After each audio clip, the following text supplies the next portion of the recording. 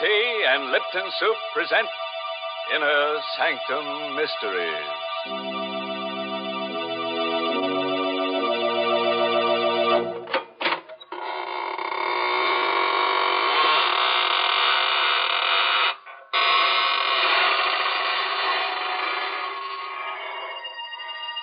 Good evening, friends. This is your host of the Inner Sanctum inviting you in through the creaking door. Come on in and enter into the spirit of things. Don't pay any attention to those gurgling sounds you hear. They're the unfortunate ones.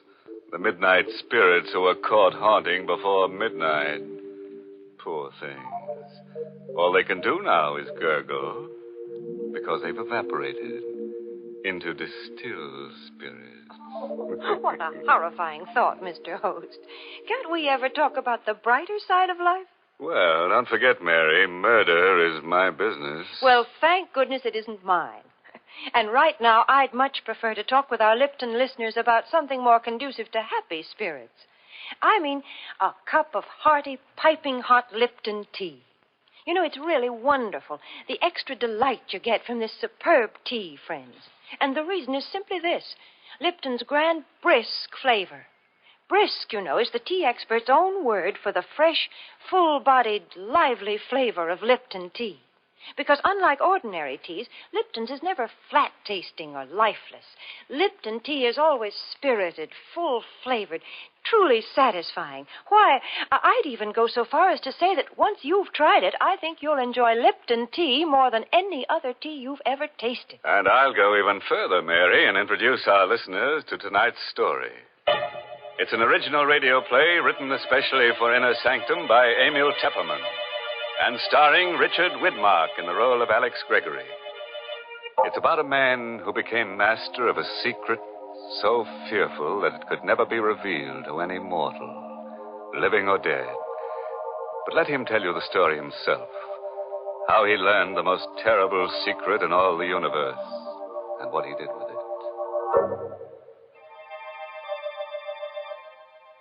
It was an evening in September, the 15th to be exact, when I first learned of the existence of Elixir Number 4. It happened at Professor Jarman's house just off the college campus. You've heard of Jarman, of course. He was to chemistry what Einstein is to physics. But it was his daughter, Elaine, that I was interested in that evening in September when I rang their bell. Well, hello, Alex. Oh, gosh, is it that late? I'm not even dressed. Hi, sweet. Snap it up, will you? The last show starts at 8:30. Oh, it won't take me long. Wait for me in the library. I'll be ready in a jiffy. I knew my way around the house. I went into the library, and the first thing I noticed was that the door to Professor Jarman's private study was ajar. It had never happened before. The private study and the laboratory beyond were forbidden territory in the Jarman home.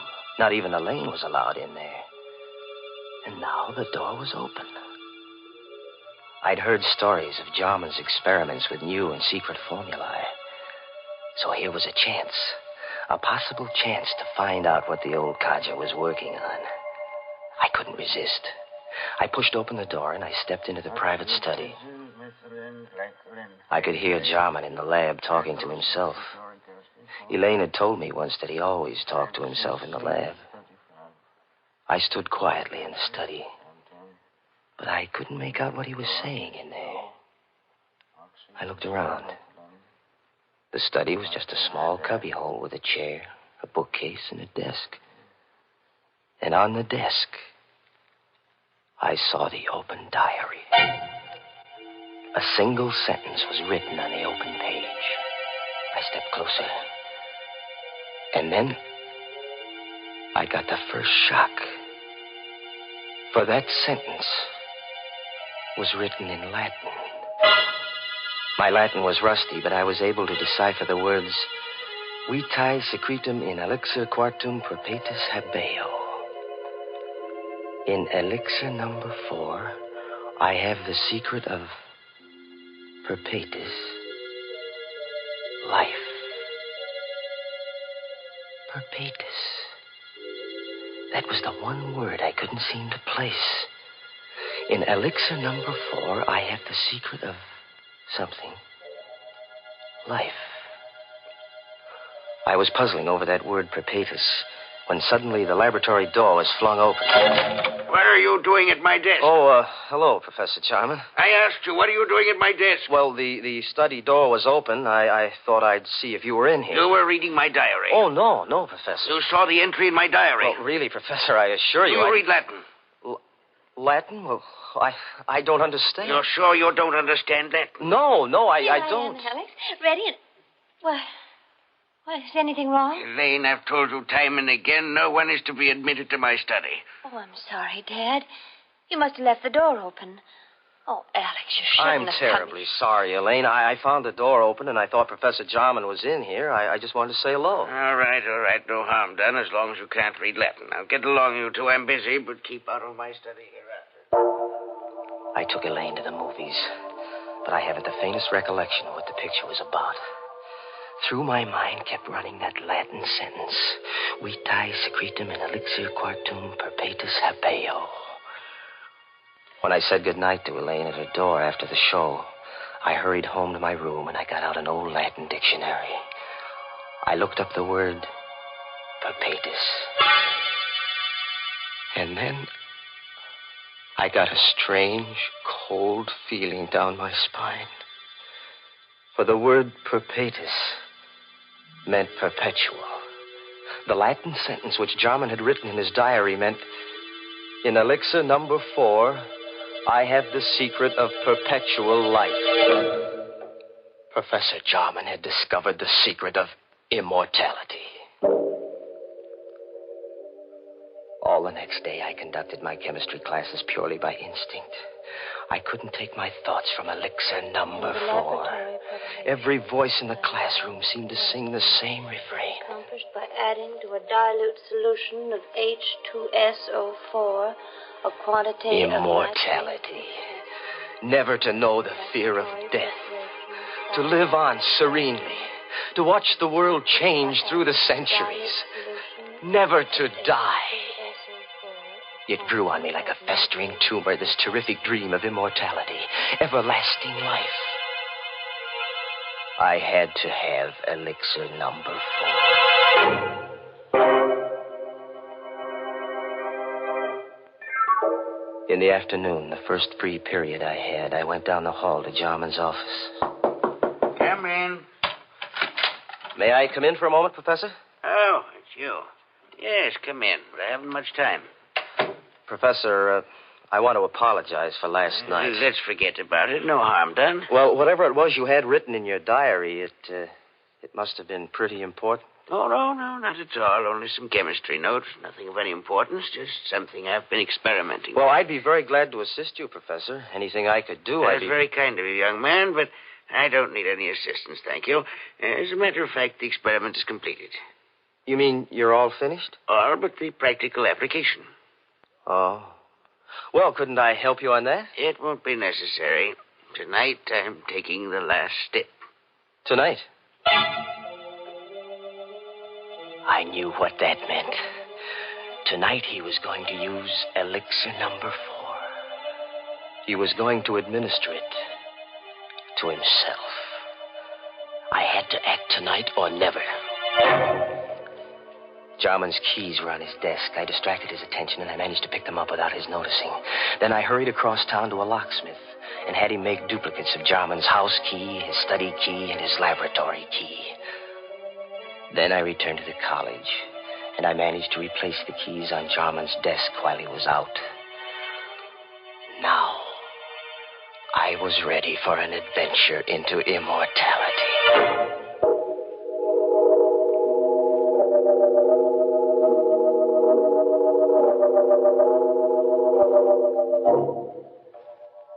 At 8:30 that evening, I let myself into Jarman's house, opened the study door, and stepped quietly over to the laboratory. I knew Elaine was at a sorority meeting. The professor and I were the only ones in the house. Jarman was standing at the lab table with his back to me, talking away to himself. There was a small vial on the table, Elixir number and a 4, hypodermic syringe alongside an it. equal quantity administered yesterday will be sufficient. At my age, since my blood is too thin, I require the additional dose. But a younger man would need only one injection to cause the necessary type change in his blood. Who's that? Good evening, Professor Jarman. I hope I'm not interrupting. What are you doing here? How did you get in? So elixir number 4 changes the bloodstream, huh? What do you want in here? Quit stalling, Professor. I know what elixir number 4 is. Oh. So this is it. Elixir number 4. Careful. Don't spill it. How much of this stuff have you got? That's all there is. 5 cc's. You mean you haven't got any more? It took me 5 years to distill 10 cc's. Before that, I experimented for 10 years. I failed 3 times. And this is your 4th try, huh? Elixir number 4. And there isn't any more of it? It will take me 5 years more to make up another bat. Please be careful. Don't drop it. Don't worry, I won't. You said this is enough to make the average man immortal. Me, for instance? It's not for you. You hear me? Not for you. Oh, yes, it is, Professor. It's for me. I won't let you... What are you doing with that mallet? What do you think? No. I'm so sorry, Professor. Wait. I'll let you have it. Don't kill me. I've got to kill you. When I take this dose of elixir number 4, I'll be immortal. And I don't want anyone to know it. Go away, you fool. You'll never enjoy your immortality. You'll wish you were dead 1,000 times. I'll come back to remind you. Back to remind you.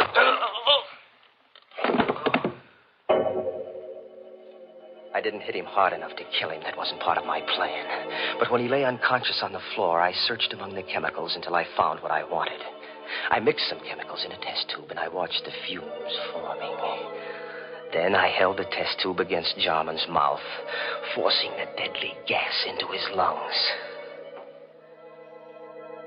When I was sure he was dead, I wiped the tube clean of my fingerprints and put it back in the rack.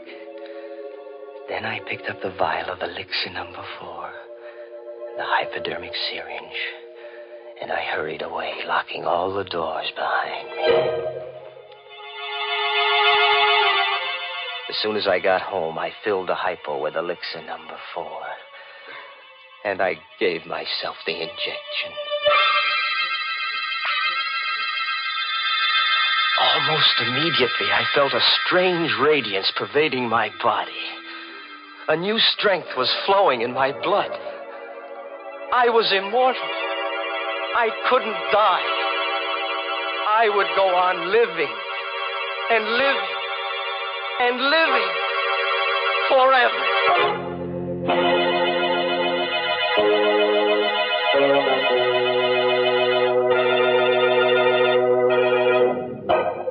Hey, what's going on here? What's all this about living forever? If you ask me, it would be more of a curse than a blessing. Now, just suppose we all took a shot of this elixir number 4. Why, think of all the people who'd lose their jobs. Grave diggers and stone cutters and shroud makers and hearse drivers and... Oh, why, go on. You see what I mean. Why, everybody'd be out of a job. We'd all practically starve to death. Well, then, Mr. Host, maybe we can be glad that nobody has ever found the fountain of youth.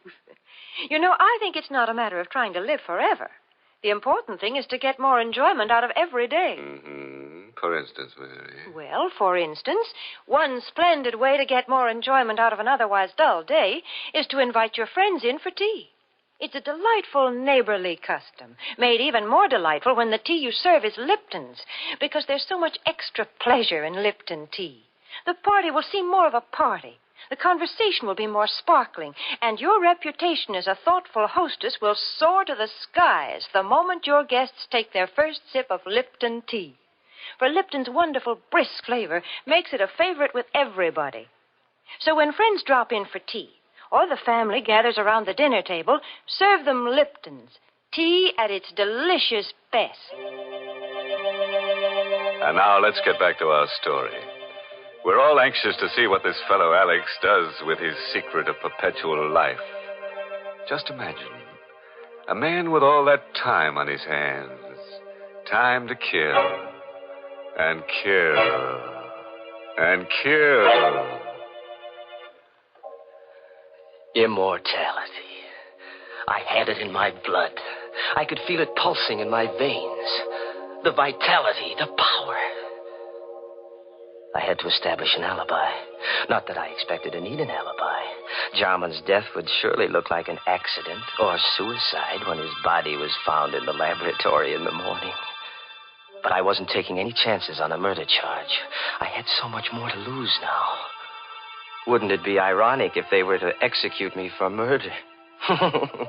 Me, an immortal.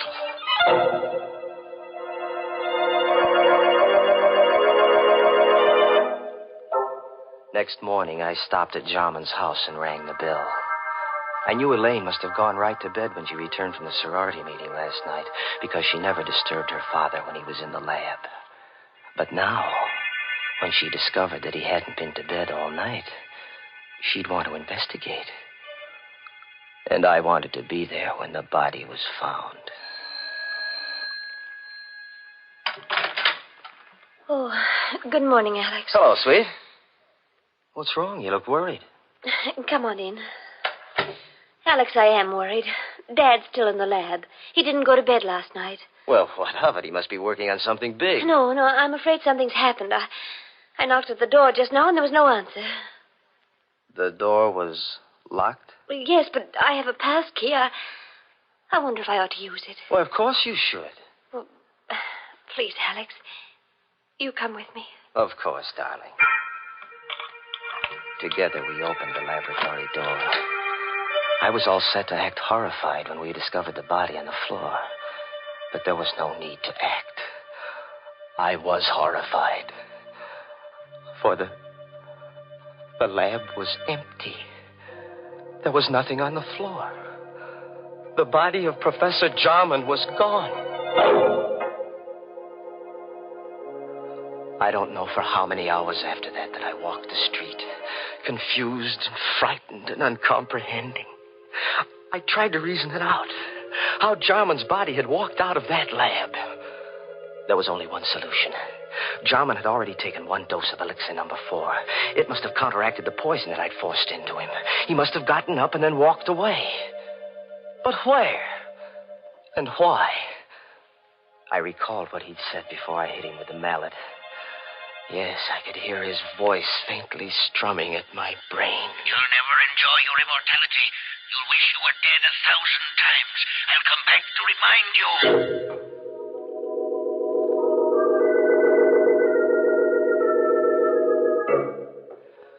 The next day, I went to Elaine's house, and I saw that she was taking her father's disappearance pretty hard. Oh, Alex, I don't know what to make of it. Do you think that Dad... that he's... Now, take it easy, baby. Maybe he's just suffering from amnesia. Maybe he just walked out of the house. He might turn up tomorrow. I have a terrible feeling, Alex, that he's dead. What makes you think so? Oh, I don't know. Now, please, Elaine. That won't do you any good. Oh, but it's the uncertainty. If I only knew for sure. Alex. Do you believe in mediums? Communicating with the dead? Do you believe a medium can put you in touch with the dead? Oh, is that what you're thinking of, darling? Going to a medium? But don't you see, Alex, if Dad is dead, maybe... I was worried, too. I had to know if Jarman was dead or alive. I had to know before I could start enjoying life. Yes, that might be a good idea, Elaine. Can't hurt to try. There's a medium in town. Oh, I don't know what I want to do. Let me think about it. Well, sure, darling.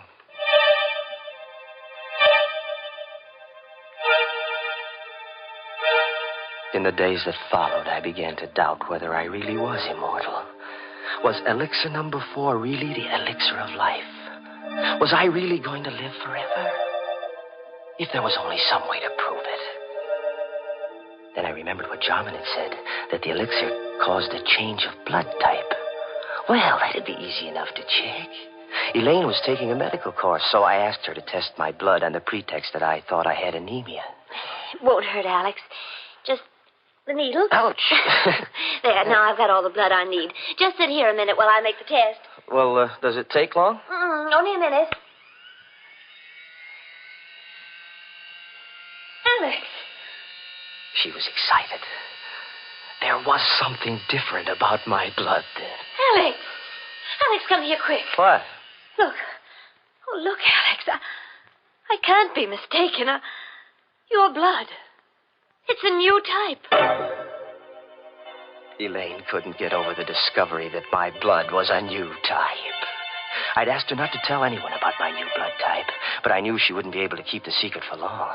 And once it got out, people might begin to suspect what I already knew for sure, that I was immortal. Oh, I couldn't afford to have that known, because then everybody in the world would be envious of me. They'd hate me, too, because they'd know I could go on living long after they were dead. Oh, no. No, it had to be a secret forever. No one in the whole world must know, except myself. And the only person who could spill the secret now was Elaine. So, there was only one thing to do. Elaine furnished the opportunity herself the next day. Alex, I've been thinking about that medium. I've got to know if Dad is alive or dead. All right, whatever you say, darling, if it'll make you feel any better. I'll go with you, of course. Just the two of us, huh? We made a date to go to the seance that evening, and I made my plans accordingly. I didn't intend that Elaine should leave the seance alive. We arrived at the medium's house promptly at 9 o'clock. The medium asked Elaine and me to sit close to each other. And then she put out the lights. Alex. It's all right, sweet. I'm right here. I'm right next to you. I'm frightened. Now, there's nothing to be frightened about, darling. I'm right here with you. But it's so dark. I can't see anything. I don't hear anything. Where's the medium? She's still here. She's right across the table. She's gone into her trance. Do you think she'll contact Dad's spirit? I don't know, darling. Wait and see. I timed myself carefully, waiting for the moment when the medium should be well into her trance. Then I took out of my pocket the hypodermic syringe. I held the plunger in my left hand while I gripped Elaine's arm with my right, my thumb over the artery. Alex, my arm, your fingers hurt. It's all right, sweet. Slowly, I brought the hypodermic needle up close to the artery. One bite of the needle, a single plunge of the plunger, and death would come almost instantaneously. And no one in the world could say that it hadn't been heart failure. But suddenly, just as I had the plunger ready, I heard something strange. A sound.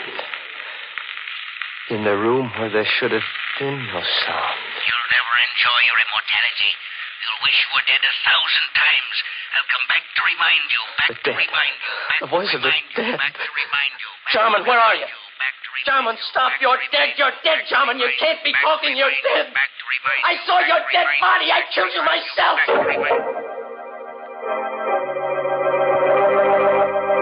Suddenly, the lights flashed up. The room was full of police. Arrest him, officer. He killed my father. You heard his confession. That voice. That was Dad's voice, Alex. A recording. What? A recording? That's why he always talked to himself in the lab. He had a wire recording machine. He talked while he carried on his experiments so that there'd be a permanent record.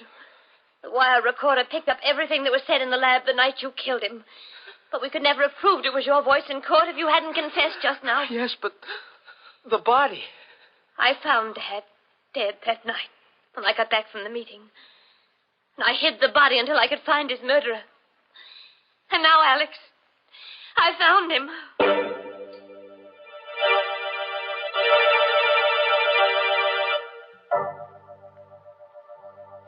through the trial, Elaine sat and watched me. All the time the jury was out, she sat and watched me. And she watched me while they read the verdict of guilty. Her eyes never left me when I stood up to be sentenced and heard the judge say, Alex Gregory, it is the judgment of this court that you be confined to the penitentiary for the rest of your natural life.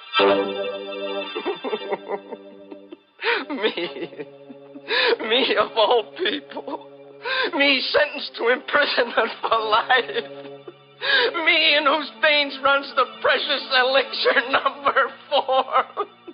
Imprisonment for the rest of my natural life, which means forever.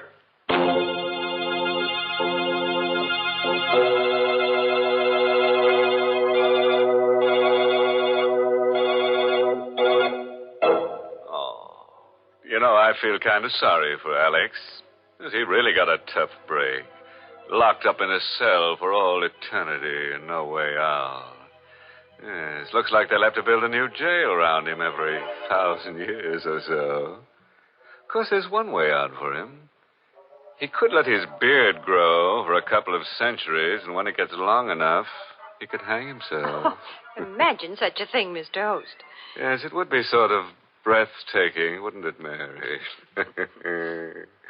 Poor Alex. He probably had many good impulses in his lifetime. Yes, the trouble is he didn't follow them. Well, Mr. Host, I'm afraid that's something we all do every now and then. For instance, perhaps some of you Inner Sanctum fans have promised yourselves the pleasure of trying Lipton tea, but somehow just haven't gotten around to it. Or maybe you've just forgotten it when you're writing out your grocery list. Well, this time, make sure. Add Lipton tea to your grocery list right now, for until you do try it, you're missing a real treat. Why not start enjoying lively, full-bodied Lipton tea beginning tomorrow?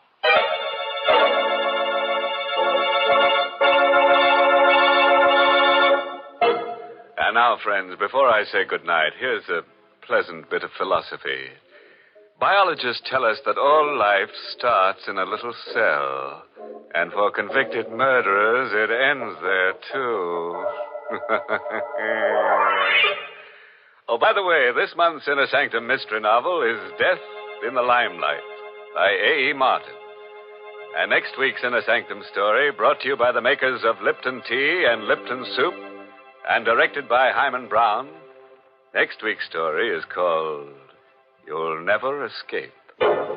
So, if you feel in a capturing mood, join us next Tuesday. Until then, good night. Pleasant dreams.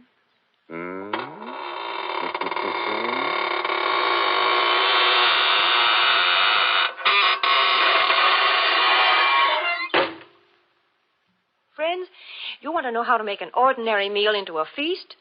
Start it right. Start it bright with tempting, heartwarming Lipton's Noodle Soup. Lipton's Noodle Soup is ready to serve in a jiffy, and what a treat it is. Lots of tender, golden noodles and a world of real chickeny flavor that makes it taste homemade. It's economical, too. Lipton's Noodle Soup mix costs less and makes lots more than canned soups. So try Lipton's Noodle Soup real soon. And don't forget to tune in next week at the same time for another Inner Sanctum mystery.